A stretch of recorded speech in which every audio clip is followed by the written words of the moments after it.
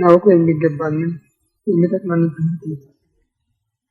አእምሯችን ሊሸከመው ሊመረምረው የሚችለው ስለ ቅዱስ መንፈስ ሀገራችን ኢትዮጵያ የኦርቶዶክስ ተዋሕዶ ቤተክርስቲያን ክርስቲያን ሕዝብ በቸልታ የምታስብ ጾማችንን በቸርነት ባርከ እንድትቀበልን እንለምናለን።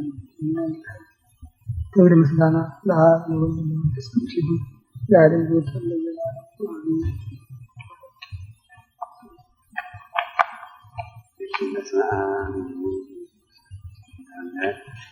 አንድ አምላክ በተባሉ በአብ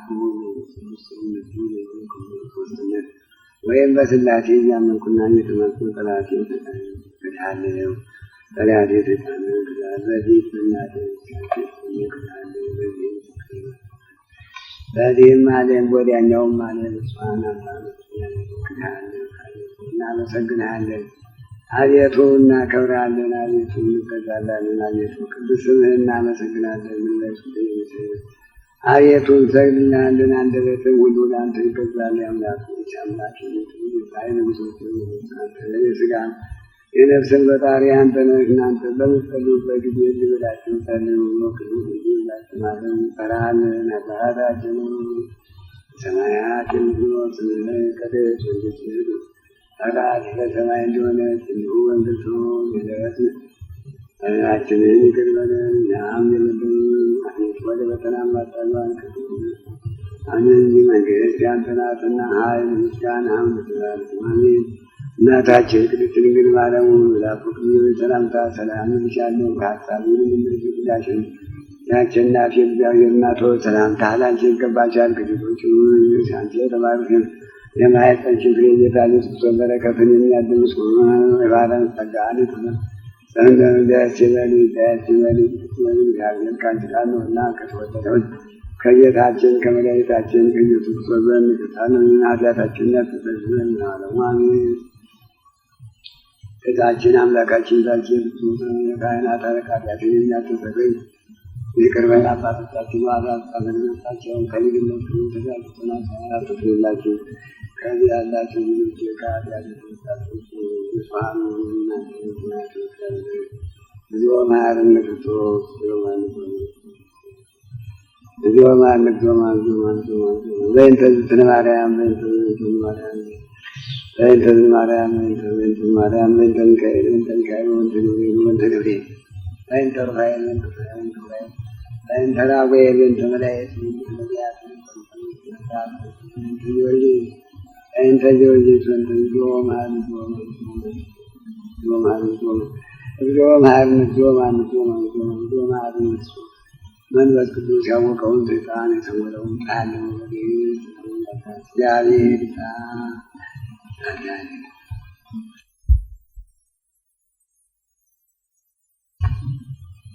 መጋቢት 11 ቀን 1996 ዓመተ ምህረት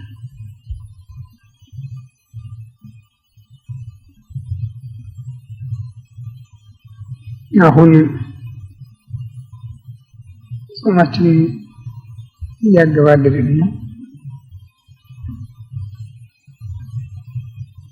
ከሰሙነ ሕማማት ጋር 21 ቀኖች ናቸው የቀሩን። እሱን ቀንስ ግን 14 ቀን ነው እና እንግዲህ 40 ቀን በሚመጣው ሳምንት ዓርብ ነው ይጠቃለል።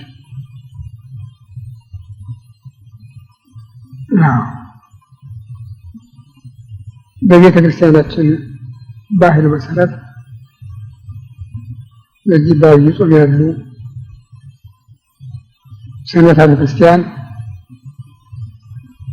ጌታ በዚህ ዓለም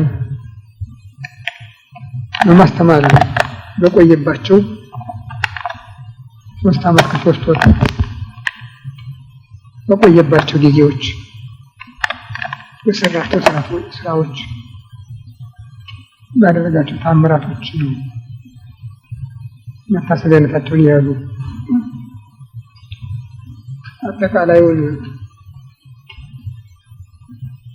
አጠቃላዩን የወንጌል ታሪክ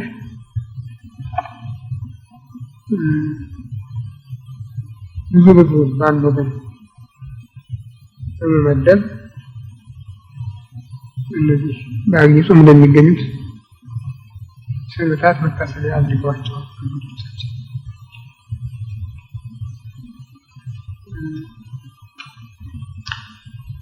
አከፋፈሉ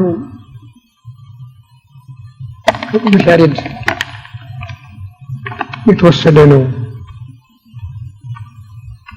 የዜማው የአገልግሎቱ የመዝሙሩ ስርዓት በጠቅላላው ለ56ቱ ቀኖች የተመደበ ነው እና 56ኛው ቀን ፋሲካ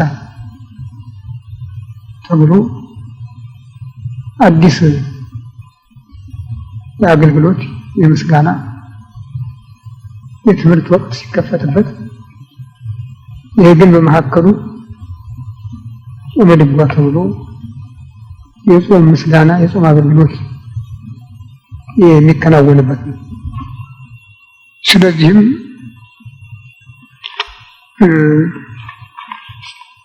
ጥንተ ጾሙ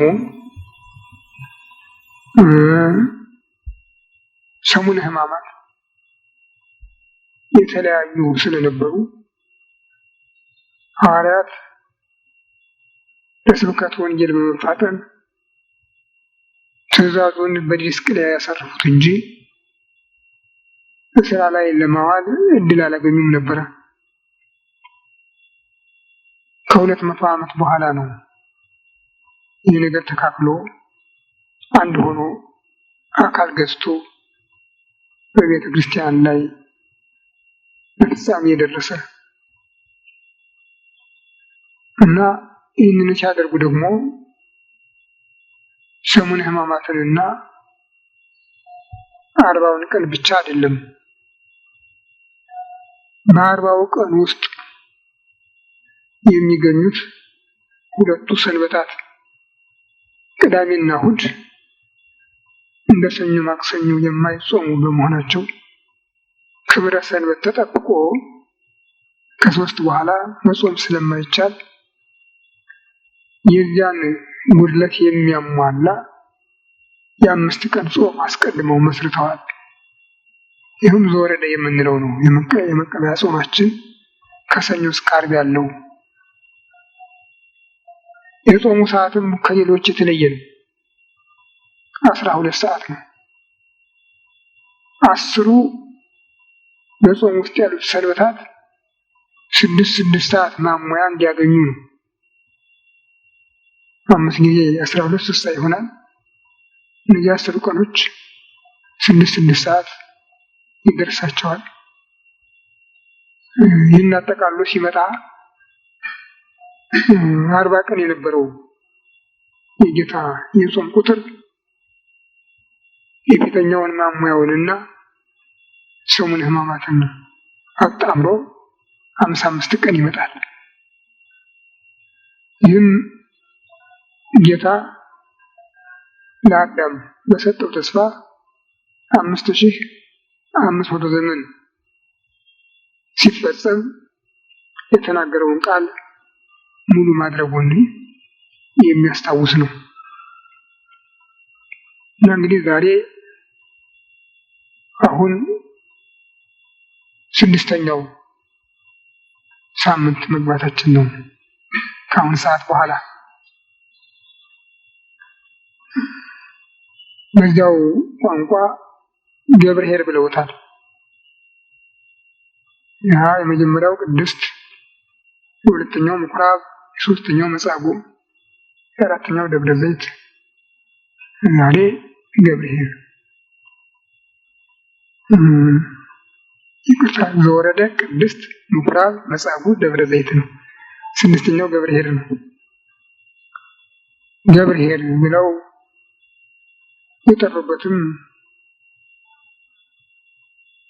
ስለ ትምህርት፣ ስለ መምህራን፣ ስለ ምጽዋት የምጽዋት ባለቤቶች ስለሚሆኑት ይህን አጠቃሎ የሰጠውን ትምህርት የሚያዘክር ነው። በጎ አገልጋይ ብለውታል። ቀኑ አይደለም በጎ አገልጋይ ሰዎቹ ናቸው። ቅዱስ ማቴዎስ በምዕራፉ በወንጌሉ በምዕራፍ 25 ከቁጥር 14 ጀምሮ እስከ 31 ገልጾታል።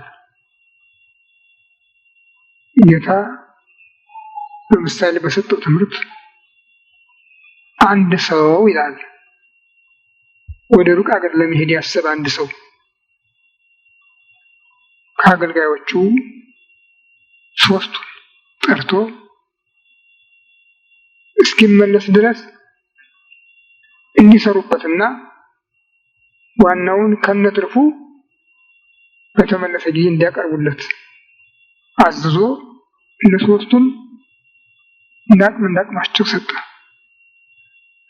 ለመጀመሪያው 5 መክሊት፣ ለሁለተኛው 2 መክሊት፣ ለሶስተኛው 1 መክሊት እና እነዚህን በዚህ ስሩበት፣ ነግዱ፣ አትረፉ፣ ውጡ ውረዱና ስመለስ ዋናውን ከነትርፉ ታስረክቡኛላችሁ ብሎ ሄደ። ከብዙ ቀን በኋላ ተመለሰ።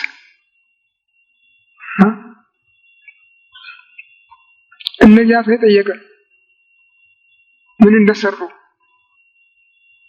እንደታዘዙት ማድረጋቸውን አለማድረጋቸውን ጠየቀ።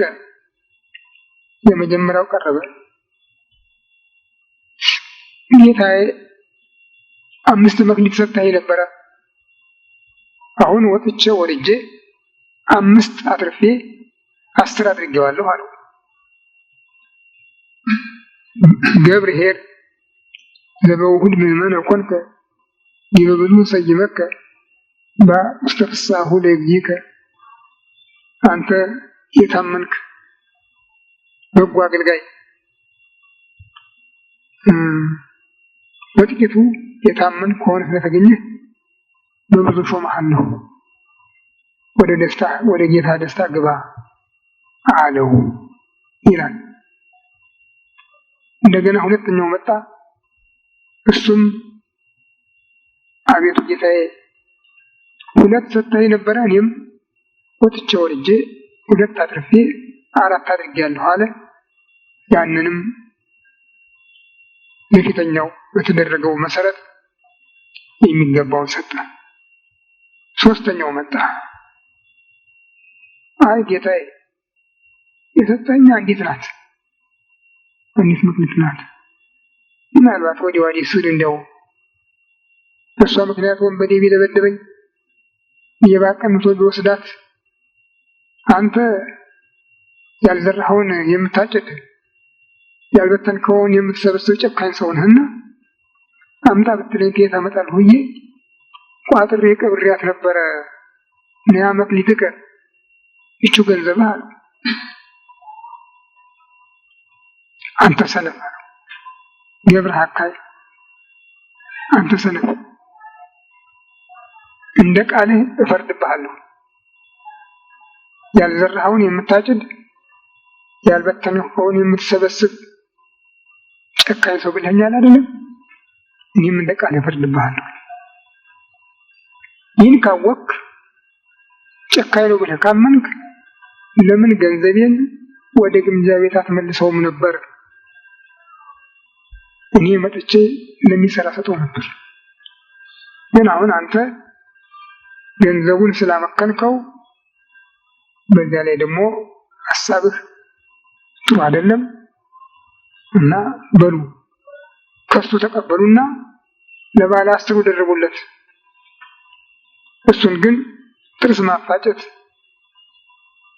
ክፉ ስቃይ ባለበት ቦታ በጨለማ ውስጥ ወስዳችሁ ጣሉት ብሎ አዘዘ ይላል። ይህ እንግዲህ ሰዎች የጻፉት አይደለም፣ ጌታ ራሱ በትምህርት የሰጠው ወንጌላውያን ተቀበለው ለቤተ ክርስቲያን ያስተላለፉት።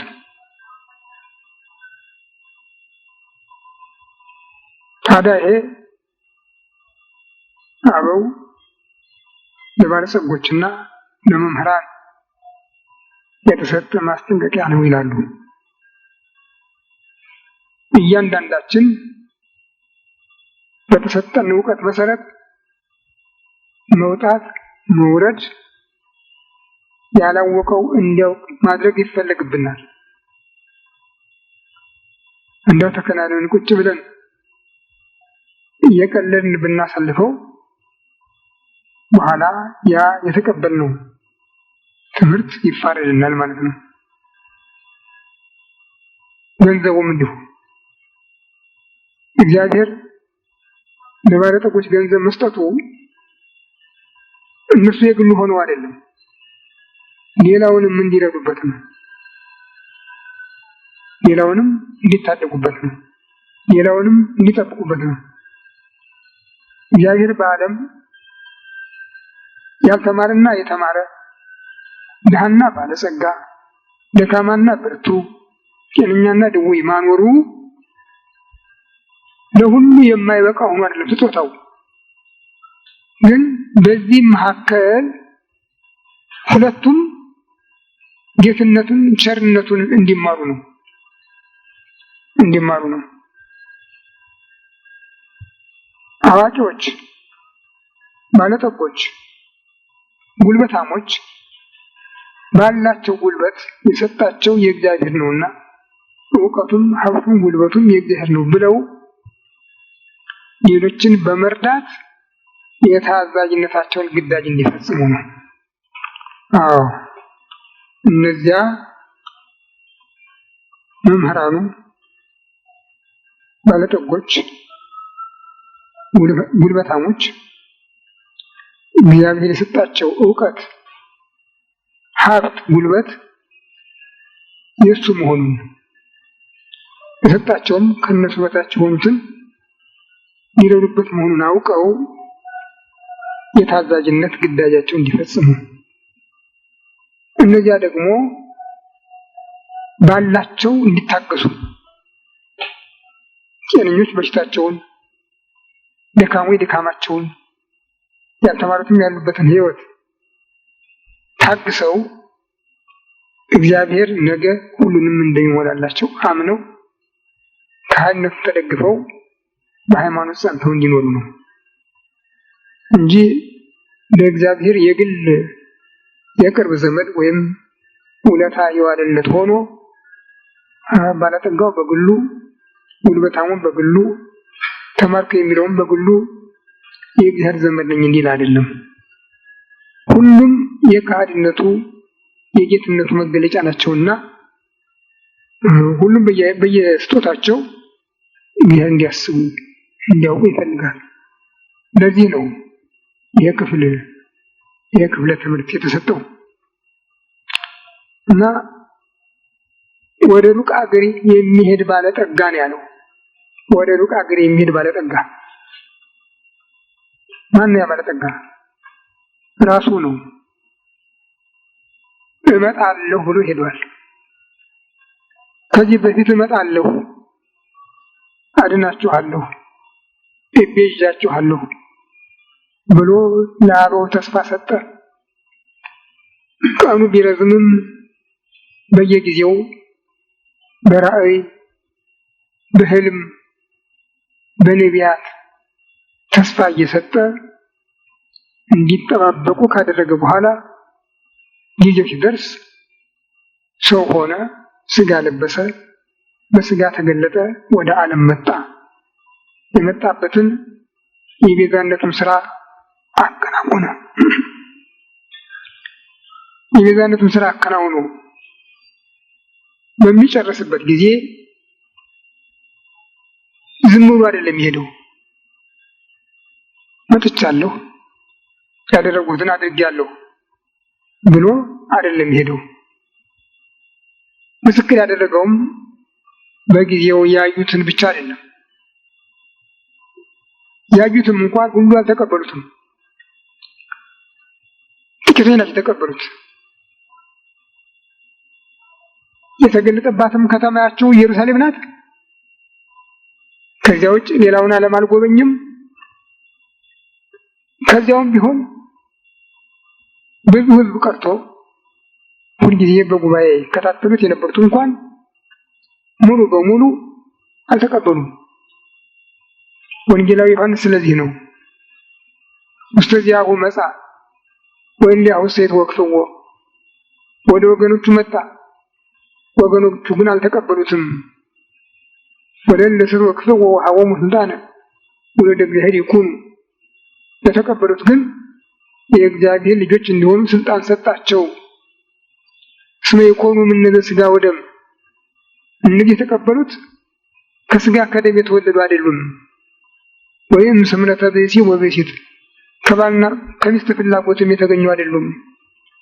አላ እምእግዚአብሔር ተወልዱ፣ ከእግዚአብሔር የተወለዱ ናቸው እንጂ ብሎ ለተቀበሉት ለጥቂቶቹ ይህን ጸጋ ሲሰጥ ያስተማረውን ትምህርት ሰምተው ያደረገውን ታምራት የሰራውን ምግባር ትሩፋት አይተው አንቀበልም ያሉ ሁሉ ቀርተዋል። እንግዲያ ቅዱስ ዮሐንስ በወንጌሉ ምዕራፍ 3 እንደጻፈው ኒቆዲሞስ የተባለው የአይሁድ ከአይሁድ ሊቃውንት አንዱ በትንቢቱ መሰረት መምጣቱን አምኖ ተቀብሎ ነበረ። አንዳንዶችም እንደሱ ያሉ ነበሩ። ግን ወጥተው በግልጽ ለሕዝቡ ማስተማር አልፈለጉም፣ አልፈቀዱም። ሕዝቡም ባየው በሰማው ሊቀበሉ አልቻለም እና በዚህ ፈንታ ቀስቃሾች በሰጡት መምሪያ ሕዝቡ ሁሉ ተሰብስበው ይሙት በቃ ነው የፈረዱበት። ይሙት ይሰቀል፣ ምን ላድርገው አለ ጲላጦስ። መረመርኩት እኮ መረመርኩት፣ በደል አላገኘሁበትም ቢላቸው ይሙት ነው ያልንህ ለምን ጠይቀናለን ያሉት። እንግዲህ እኔ ከደሙ ንጹሕ ነኝ ብሎ ሲታጠብ ደሙ በእኛና በልጆቻችን ላይ ይሁን ነው ያለው። እናንተ ያገባህም ነው ያሉት። እስከ ዛሬ ደማቸው ይፈሳል፣ አቋርጥም ይፈሳል፣ ገና እስከ ዕለተ ምጽአት ይፈሳል። እና በዚያው በተፈጸመው በዚያ ጊዜ በተፈጸመው ይቅር አይደለም ያለ። እናንተስ የሰው ልጅ በአዲስ ዙፋን በሚገለጥበት በዳግም ልደቱ እናንተም በ12 ወንበር ላይ ተቀምጣችሁ በ12ቱ ነገደ እስራኤል ላይ ተፈርዳላችሁ ብሎ ዳግም ልደት የተባለ ትንሣኤውን ከፈጸመ በኋላ 12ቱን ደቀ መዛሙርቱን ለዓለም በወንበሩ ሾሞ ሄደ። ይህ ሹመት ደግሞ በእነሱ ብቻ አይደለም የተወሰነ። በእነሱ ብቻ ቢወሰን ኖሮ እነዚህ 12 ሰዎች ሲሞቱ ሁሉ ነገር ይቆም ነበር። አይደለም፣ እነሱ መሸጋገሪያ ናቸው እንጂ የተሰጠ በዚያ ጊዜ ለተወለዱት ብቻ አይደለም። ገና ወላጆቻቸው እንኳን ላልተረገጡት ጭምር ነው የተሰጠው። እና ሐሙስ ማታ ባደረገው የመጨረሻ ጸሎቱ ቅዱስ ዮሐንስ በጻፈው በምዕራፍ 17 በቁጥር 20 ላይ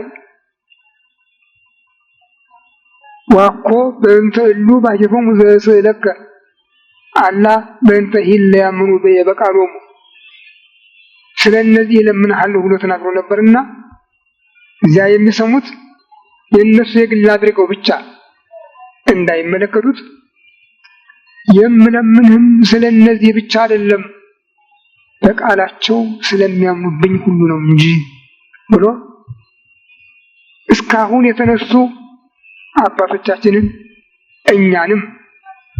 እኛንም እዚያ ቁጥር ውስጥ አስገብቶ ወደፊትም የሚነሱትን እስከ ዕለተ ምጽአት ያሉትን ክርስቲያኖች ላጠቃሉ ነው ይህን ቃል የተናገረው።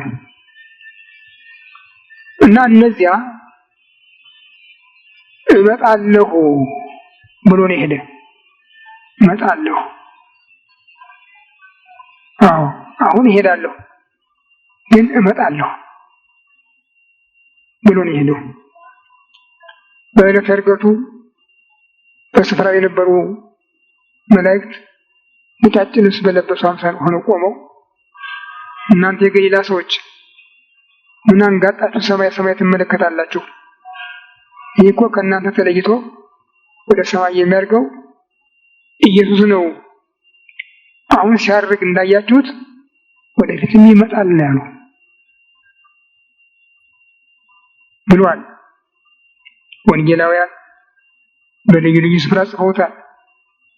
በተለይም ቅዱስ ማቴዎስ በምዕራፍ 24 የዓለሙን ጠቅላላ ሁኔታ የዳሰሰበትን ትምህርት በጻፈበት ክፍል የሰው ልጅ አመጣጡ እንዲህ አይደለም፣ እዚህ ነው እዚያ ነው ቢሏችሁ አትቀበሉ። በድብቅ የሚመጣ ነገር የለም። መብረቅ አንድ ጊዜ ብልጭ ሲል ከምስራቅ እስከ ምዕራብ እንደሚታይ የሰው ልጅ አመጣጡ እንዲሁ ነው። የሰው ሁሉ ዓይን እያየው ነው የሚመጣ ነው ያለ እመጣለሁ ብሏል። ስለዚህ ነው እነዚያን 3 አገልጋዮች አቅርቦ ገንዘቡን ባከፋፈላቸው ነጋዴ ራሱን መስሎ ትምህርት የሰጠ ለዚህ ነው። ያ ሀብታም ያ ባለጠጋ ነጋዴ ወደ ሩቅ አገር ሲሄድ ከቤተሰቦቹ ታማኝ ናቸው የሚባሉትን ችሎታ አላቸው የሚባሉትን 3ቱን መርጦ ለአንደኛው 5 ለሁለተኛው 2 ለሶስተኛው 1 መክሊት ሰጥቶ በዚህ ሰርታችሁ ነግዳችሁ አረፋችሁ ዋናውን ከነትርፉ አቆዩኝ ብሎ ሄደ።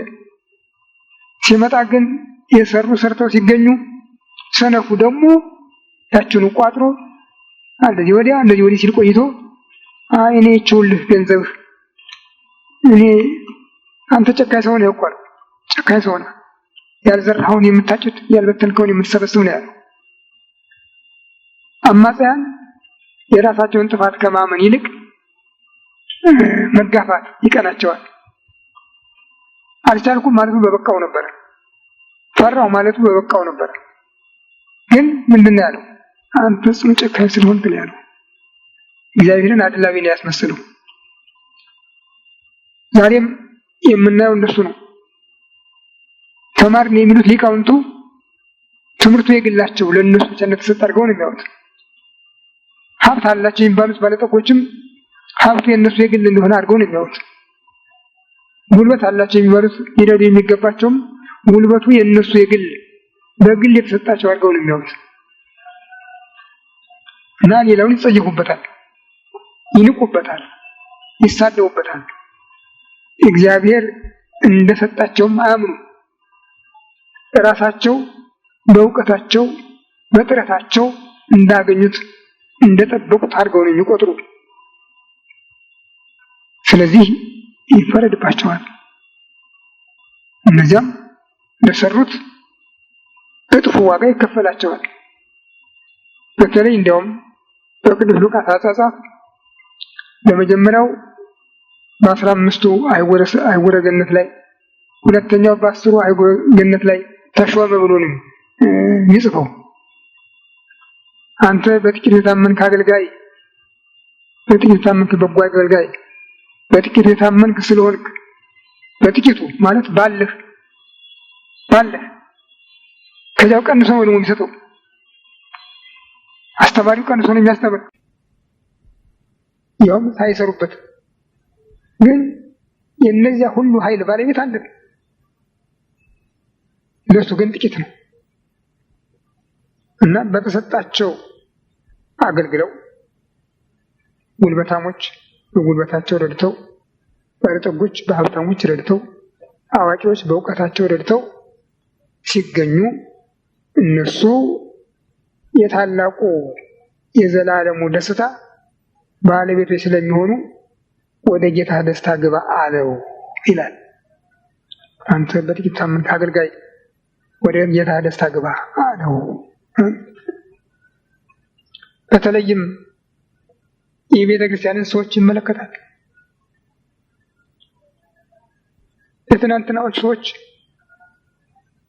ከሞላ ጎደል እግዚአብሔርን ያስቡ ነበር ማለት ይቻላል። ዛሬ ያለነው ግን ከተስፋ ውጭ ነን። እውነቱን መናገር ከሆነ ውጭ ነው ያለነው። አለማስተማራችን ብቻ አይደለም፣ ስንፍናችን ብቻ አይደለም፣ የማናውቀውን እናውቃለን ማለታችንም ያስፈርድብናል። ሐዋርያው ቅዱስ ጳውሎስ አውቃለሁ የሚል ገና ሊሰራው የሚገባውን አላወቀም ነው የሚል። በተለይ ቤተክርስቲያናችን በአሁኑ ጊዜ ያለችበት ሁኔታ እጅግ በጣም አስደንጋጭ ነው፣ አሳፋሪ ነው። ቦታውን የያዙት በጠቅላላ ከላይ እስከታች ማለት ይቻላል ምናልባት በድፍረት እንደተናገሩት ተቆጥሩት ይሆናል፣ አይደለም። ቤተክርስቲያን ምን መሆኗን እንኳን የማያውቁ ናቸው። ያሉበትን የተላኩበትን ምን እንደሆነ የማያውቁ ናቸው። ዛሬ ቤተክርስቲያን የሚያሰድቧት እነሱ ናቸው በብዛት። ትናንት የነበረውም አለ። በተለይ ከዚህ ከ1500 ዓመተ ምህረት ወዲህ ያለ በዚህ 500 ዘመናት ያለ ጽሑፍ የቤተክርስቲያኒቱን አቋም ለማበላሸት ሲባል ፕሮቴስታንቶችና ካቶሊኮች ያደረጉት በየመጽሐፉ ጠልቆ ገብ የሆነው ጽሑፍ ሁሉ አሳፋሪና አስደንጋጭ ነው። የዛሬው ደግሞ የባሰ ሆነ። ቅድም የጠቀስኩላችሁ አንድ መጽሐፍ ነበር አለ። እሱ ሲጠቅስ አሁን የቤተክርስቲያን ጥፋት ብሎ ከጠቀሰው አንዳንዱን የማናስተባብለው ሆኖ ይገኛል። ለምሳሌ መጽሐፈ ዚቅ ወመዝሙር የሚል መጽሐፍ ጠቅሷል።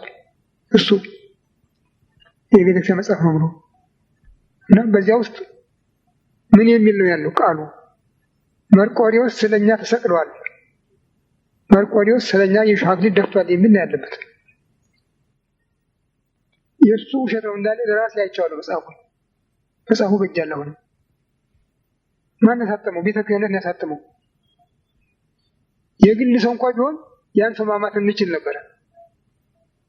ያ የግል ሰው ራሱን ቀብሮ በቤተ ክርስቲያን ስም ነው አሳትሞ ያወጣው።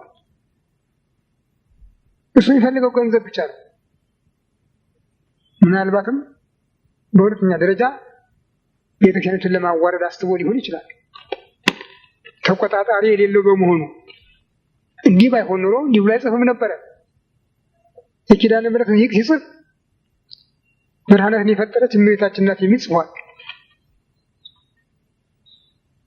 እንግዲህ ይህ ሁሉ ቤተክርስቲያኒቱ ተቆጣጣሪ የሌላት መሆኑን ነው የሚያሳይ። እመቤታችን የሰማይና የምድር ፈጣሪ እናት ናት ብለን ነው የምናምን፣ ፈጣሪ ናት ብለን አይደለም። አባቶቻችንም አላስተማሩ፣ እኛም አንልም። የአምላክ እናት ናት ነው የምንለው። መርቆሬዎስ በስሙ መከራ ተቀበለ እንላለን እንጂ ስለኛ ተሰቀለ፣ ስለኛ የሾህ አክሊል ደፋ ብለን አንሰብክም፣ አናስተምርም። መጽሐፉ ግን እንደሱ ነው የሚለው። መጽሐፈ ዚቅ የሚባል ደግሞ የቤተክርስቲያን መጽሐፍ የለም። ስሙ የታወቀ የቤተክርስቲያን መጽሐፍ የለም። የቤተክርስቲያን የዜማ መጽሐፍ 5 ናቸው ከቅዱስ ያሬድ የተወረሱ። ድጓ፣ ጾመ ድጓ፣ ምዕራፍ፣ ዝማሬ፣ መዋሥዕት እነዚህ ናቸው። እነዚህም ስርዓታቸውን የጠበቁ ናቸው። የአምላክን ለአምላክ የቅዱሳንን ለቅዱሳን የሰጡ ናቸው እንጂ ቅዱሳንን በአምላክ ቦታ ተክተው የሚናገሩ አንድም የሉ። ያንንም ውለንበታል። ይህ መጽሐፈ ዚቅ የሚባለው የዘመናዊው ተማሪ የማስታወሻ ደብተር እያለ ከሳይንሱም ከሂሳቡም ከእያንዳንዱ እየቀነጨበ የሚጽፍበት ማስታወሻ ደብተር ያህል ጎንደር የገባ ያቋቋም ተማሪ አንዳንዱ እየቸኮለ ይዞ ለመውጣት የማይችል ስለሆነ፣ አንዳንዱ ደግሞ ትምህርቱ እየጸነ ነው ሲወጣ ባዶ መውጣት እያፈረ በየበላናው ቅፋፍ ዶሮ ይጽፍ ነበረ። አሁን ደግሞ ወረቀት በዛለት። ያንንም እየሰበሰበ ዝም ብሎ ሰው አያውቅም፣ ምን እንደሚል አያውቅም። መጮሁን ብቻ እንደዚህ እንደ ሙዚቃ መሳሪያው እንደ ፒያኖ እንደሌላው እንደዚህ አይነት ድምፁን አብሮ መጮሁን ብቻ እንጂ ምስጢሩ ምን እንደሆነ አያውቅም። ያንን ነው ይሁን ያ የያዘው እንደሆነ ይሁን በብቻው። ግን ቤተ ክርስቲያኒቱ ይህንን በማኅተም አባስታ ለቤተ ክርስቲያን ስታከፋፍል ምን ይላል ብላ አልጠየቀችም። ማንም አልተቆጣጠረውም። እንግዲህ የሊቃውንት ጉባኤ የለም ማለት ነው። ላይ ያሉት እንዳይቆጣጠሩ ቆብ ብቻ ነው ያላቸው፣ ሌላ የላቸውም። እታች ያሉት እንዳይቆጣጠሩ ሆድ ብቻ ነው ያላቸው፣ ሌላ ነገር የላቸው። እና ቤተክርስቲያኒቱ በመሃል ቀረች። ዘንድሮ የጥምቀት በዓል ሲከበር የሚያሳዝን እኮ ነው። ከቤተ ክህነቱ አንድ መጽሐፍ ወጥቷል። ርዕሱ ምንድን ነው የሚል? ጥምቀት ዳግም ልደት የሚል ነው። ዳግም ልደት፣ የክርስቶስ ጥምቀት ዳግም ልደት ተብሏል። በወንጌል እንዲህ የሚል የለም። ክርስቶስ ዳግመኛ ተጠመቀ የሚል የለም። ዳግም ልደት የሚለውን ትምህርት ያመጣው ራሱ ባለቤቱ ነው። ሲያስተምር ዳግመኛ ከውሃና ከመንፈስ ቅዱስ ያልተወለደ ወደ እግዚአብሔር መንግሥት አይገባም፣ የእግዚአብሔርን መንግሥት አያይም ሲል የምዕመናንን ጥምቀት በመሰረተበት ቃሉ ይህን ተናገረ እንጂ የእኔ ጥምቀት ዳግመኛ ልደት ነው አላለም። ግን የስብከት ክፍሉ የስብከት መምሪያው ይህን ያወጣው ዳግም ልደት ብሎ። ይህን ታዲያ ፕሮቴስታንቱ ሊቀበለው ዋሻ አይባልም። ምን ሊባል ነው? ያም ሰው እየጠቀሰው አሁን ዋሻ አይደለም በዚህ አንጻር። ግን ይህንን ማን ያርም? ማን ያስተካክል? ቤተክርስቲያችን እዚህ ውድቀት ላይ የደረሰችው በጣም የሚያሳዝን ነገር ነው። አናውቅም ማለት እኮ ክብር ነው፣ ክብር ነው፣ ውርደት አይደለም። በቤተ ክርስቲያን ስም መናገር ደግሞ ሌላ ነው። በራስ ስም መመስከር እንኳን የሚያስቀጣ ከሆነ በቤተ ክርስቲያን ስም መመስከር ደግሞ የበለጠ የሚያስጠይቅ ነው። እሱ እኮ ጥንቅቅ አድርጎ አስተምሮ እኮ ነው ሂዱና አስተምሩ ያላቸው። ጆሮ ጠገቦችን አይደለም፣ ጥራዝ ነጠቆችንም አይደለም። 3 ዓመት ከ3 ወር ጥንቅቅ አድርጎ ካስተማረ በኋላ ሂዱ አስተምሩ አለ።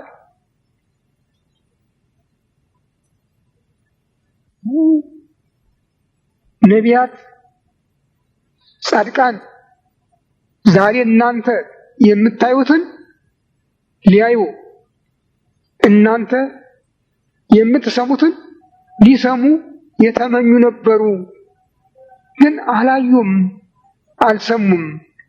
የእናንተ ግን አለ ጌታ ያዩ ዓይኖቻችሁ ብፁዓን ናቸው፣ የሰሙ ጆሮዎቻችሁ ብፁዓን ናቸው አለ።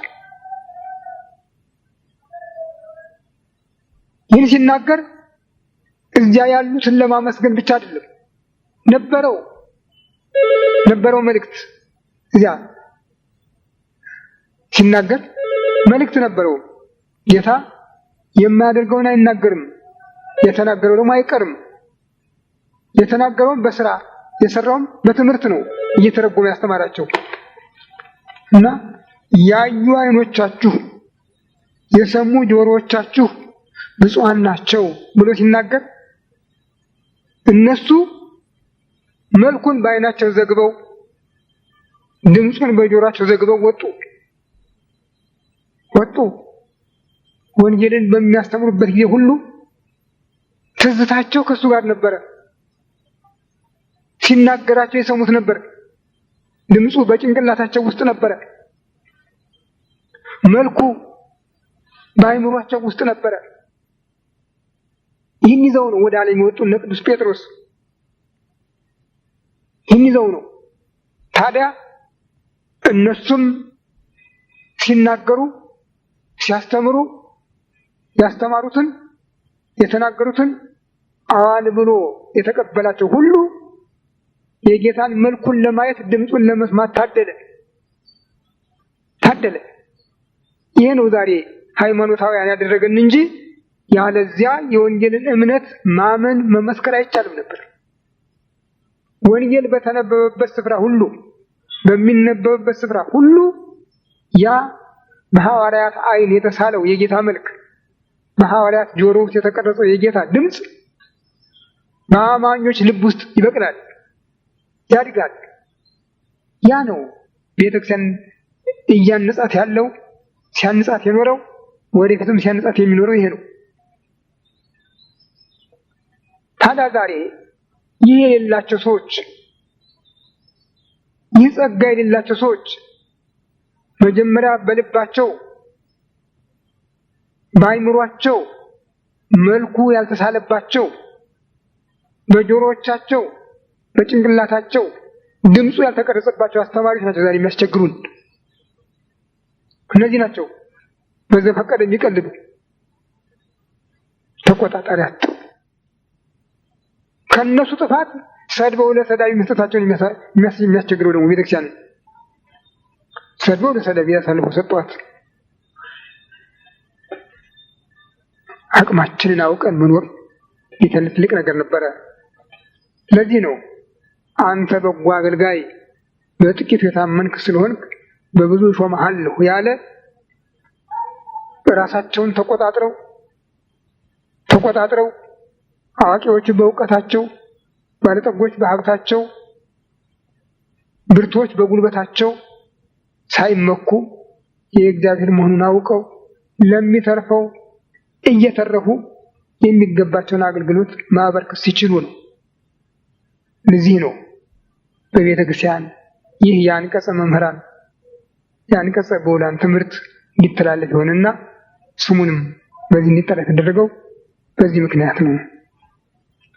ሁላችንም ደርሰናል። በአባቶቻችን ግን ተተክተናል፣ በቦታው ተተክተናል። የእነሱን ያህል ችሎታ፣ እውቀቱ፣ እምነቱ አይኖረን ይሆናል፣ ይጎለን ይሆናል። ቢሆንም በአቅማችን ከተራመድንም ያ በሱ በኩል ይሞላ ነበረ። ያቃተን ትህትናው ብቻ ነው። ራሳችንን ዝቅ ማድረጉ አቃተን።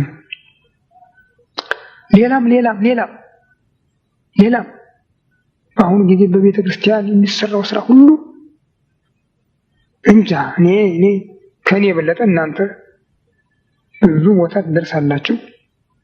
እኔ እዚሁ ተቀምጬ የሚመጣልኝን ፍንጣሪ ነው መቀበል። ግን እናንተ ብዙ ትሰሙ ትችላላችሁ ብዬ አምናለሁ። እየበሉ የሚቀድሱ፣ እያመነዘሩ የሚቀድሱ፣ እየቀለዱ የሚኖሩ በቤተ ክርስቲያን እንዳሉ ይነገራል። በስፋት ነው። አሁን ደግሞ መጋደሉም እየጨመረ እየተፎካከሩ አሳያለሁ ታሳየኛለህ እስከ መባባል ድረስ እየደረሱ የሚፈጸመው አደጋ እየጨመረ ነው። ሌላው በዚህ ሰሞን ከሰማሁት አንድ አሳዛኝ ነገር ደግሞ ዲያቆናት በዕርፈ መስቀል ደሙን አንቀበልም ማለት ደርሰዋል የሚባል እርስ ያጋባል እና አንቀበልም ማለት ደርሰዋል። ይሄ እንግዲህ ወዲህ ሊያደርስ ነው። እንደ ፕሮቴስታንቶች በሰሃንና በመለኪያ እንዲቀርብ የሚያደርግ ነው ማለት ነው። እንግዲህ ይሄ ደግሞ በብያኔም ሊደረግ ይችላል። ምናልባት የቤተክርስቲያን ቢቀርብ እዚያ ታዲያ እንዴት ይደረግ ሊያሰኝ ነው። ቤተክርስቲያኒቱ አሁን የኤድስ ሰባኪ ናት፣ የወንጌል ሰባኪ አይደለችም። ኤድስን ደግሞ በኃጢአት የመጣ አይደለም ብላ ሰብካለች። ከጥንቃቄ ጉድለት ነው ያለች። ይሄ ከሆነ እንግዲህ ከጥንቃቄው አንዱ ነው ሊባል ነው። ይህን የመሰለው ድፍረት፣ ይህን የመሰለው በደል በቤተክርስቲያን ላይ እየጨመረ ነው። በቃልም በጽሁፍም በማስተማርም በስራም እና ትልቅ ችግር ውስጥ ነው ያለን። ይህ በቸርነቱ እንዲያስበን መጸለይ ያስፈልገናል። በእውነት አጥብቀን መጸለይ ያስፈልገናል። ጌታ ብሏል፣ ወመሰባይክሙ ቀትለ ወአጽዋዕተ የጸቡን የንትርኩን የጭቅጭቁን የጦርነቱን የሞቱን የረሃቡን የቸነፈሩን የምድር መናወጡን የመለያየቱን ሕዝብ በሕዝብ ላይ የመነሳቱን መንግስት በመንግስት ላይ የመነሳቱን ወሬ ስሰሙ ቀኑ እንደቀረበ ወቁ ነው ያለ። መሸበር አይደለም አይቀርምና ተጨነቁለት፣ ግን ተጠንቀቁ። ሃይማኖት ይጠፋል፣ ፍቅር ይበላሻል፣ የርኩስ ነገር ሁሉ በተቀደሰ ቦታ ላይ ይቆማል። መከራው ብርቱ ነው ያለ። በቅዱስ ወንጌል ከሱ ስም የከበረ የለም። ክርስቶስ እዚህ አለ ቢሏችሁ እንኳን አትሂዱ ነው ያለ። እዚህ አለ ቢሏችሁ ክርስቶስ አለ ሲሉን ያልናፈቅን ያልጓጓን ያልቸኮልን ምን የሚናፈቀን ነገር ነበረ? ግን አይደለም ማለት አትሂዱ ነው ያለ። አሁን ደግሞ የምታየው እሱ ነው። የምታዩት በየስፍራው በየጎጆው በየፕላስቲኩ መሰብሰቢያ ይሄ ነው ያለው። በዚህ ላይ ታዲያ ያቺ ትጥቋን አጥብቃ ስትዋጋ የኖረች ቤተክርስቲያን ኢትዮጵያን የክርስቲያን ደሴት ያሰኘች ቤተክርስቲያን ራሷ ባዶ ሆና ስትገኝ ደግሞ ምን ያህል ጭንቀት አለ! ያስጨንቅ ነው፣ ያስደነግጥ ነው በጣም። ፓትርያርኩ በካቶሊኩ ጳጳስ መቃብር ላይ ለምን ተገኙ ብዬ አንድ ትልቅ ሰው ጠይቄው ነበረ። ምን አለበት ታዲያ ነው ያለኝ።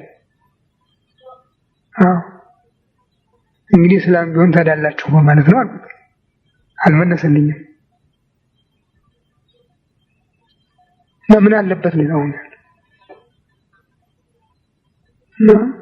ወንድሞች፣ እስቲ እንጸልይ እግዚአብሔር ከፈተና እንዲያሳልፈን፣ ከዚህ ፈተና እንዲያሳልፈን ችላ ሳንል እንጸልይ። አምላካችን ጾማችንን ለበረከት አድርጎ ይቀበልልን፣ ክፉን ነገር ሁሉ ያርቅልን። ለዛሬ ዓመት ደግሞ በሰላም ደርሰን እንድናስበው እሱ ይፍቀድልን። ወደ አስማን